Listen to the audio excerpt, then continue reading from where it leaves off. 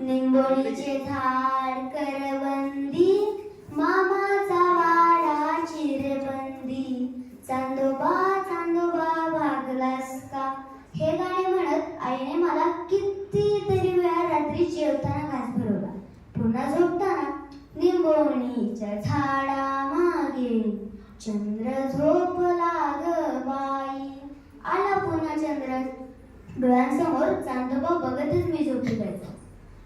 तेव्हापासून चांदोबाशी माझी गट्टी जुळली आणि चांदोबा हा माझा खूप जवळचा मित्र झाला बरं का.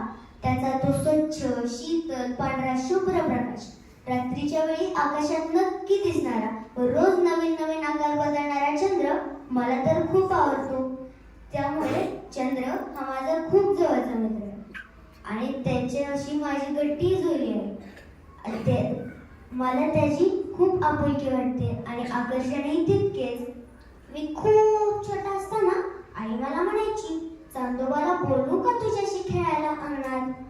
पण जसा जसा मी मोठा होऊ लागलो तसे तसे माझ्या लक्षात आले की चांदोबा हे काही खेळणे नसून आपण ज्या विशाल पृथ्वी नावाच्या ग्रहावर राहतो तिचा तो उपग्रह आहे व तो आपल्यापासून लाखो किलोमीटर दूर अंतरावर आहे.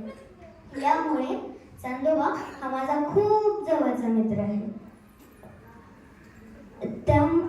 खरंच या आकाशगंगेपुढे आपण किती सूक्ष्म आणि एवढे आहोत याची कल्पना येते.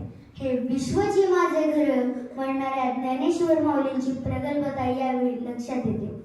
या वाऱ्याच्या बसून विमानी सहल करूया गगनाची, चला मुलांनो आज पाहूया शाळा चांदोबा गुरुजींची, चला मुलांनो आज पाहूया शाळा चांदोबा गुरुजींची.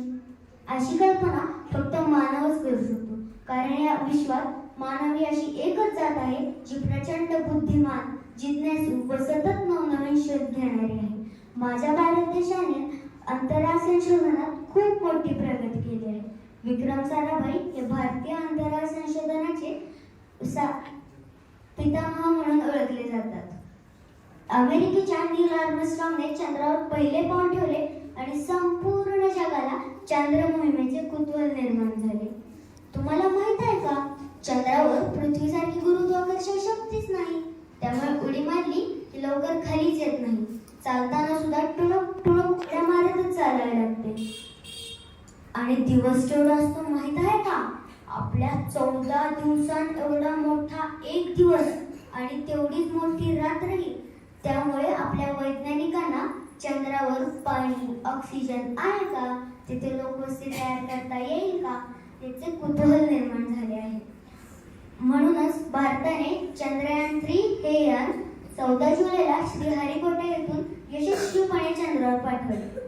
ते चंद्रावर पोहोचले, पण आता ते कसे पोहोचले याची एक गोष्ट मी तुम्हाला सांगतो. पहिल्यांदा भारताने ते वर सोडले, परत पृथ्वीच्या कक्षेत फिरत असताना त्याने चंद्राकडे झेप घेतली. परत चंद्राच्या कक्षेत फिरत असताना मॉड्यूलने आपले 17 ऑगस्टला काम बजावले आणि लँडर आणि रोवरला चंद्राकडे पोहोचवण्याचे काम सोडले. मग लँडरने परत एक गोल चक्र मारत असताना चंद्रावर उतरले. त्यातून मग निघाला रोवर.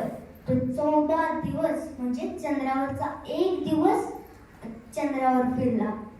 मग आणि आपल्या इस्रोच्या वैज्ञानिकांना चंद्रावरची माहिती पाठवून आपले काम संपवले. पण वैज्ञानिकांचे काम अजून संपले नाही. ते आता ती सर्व माहिती आपल्या सर्वांना सांगणार. त्यामुळे चंद्रावर काय आहे, ते कसे आहे, चंद्रावर पाणी आहे का, त्यावर जीवनसृष्टी तयार करता येईल का, हे ते आपल्याला सांगणार. पण आता तुम्ही लहानच आहात आणि मी पण लहानच आहे. त्यामुळं आपण आता तर तिथं जाणार नाहीये, पण तरी सुद्धा हे लक्षात ठेवा, असाध्य ते साध्य करिता सायास, कारण अभ्यास तुका म्हणी. खरंच या अभ्यासाच्या जोरावर आपल्या इस्रोच्या वैज्ञानिकांनी हे काम पूर्ण पाडले आहे.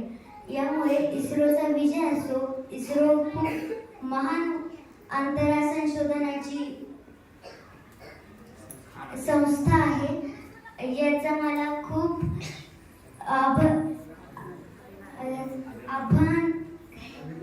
अभिमान वाटतो.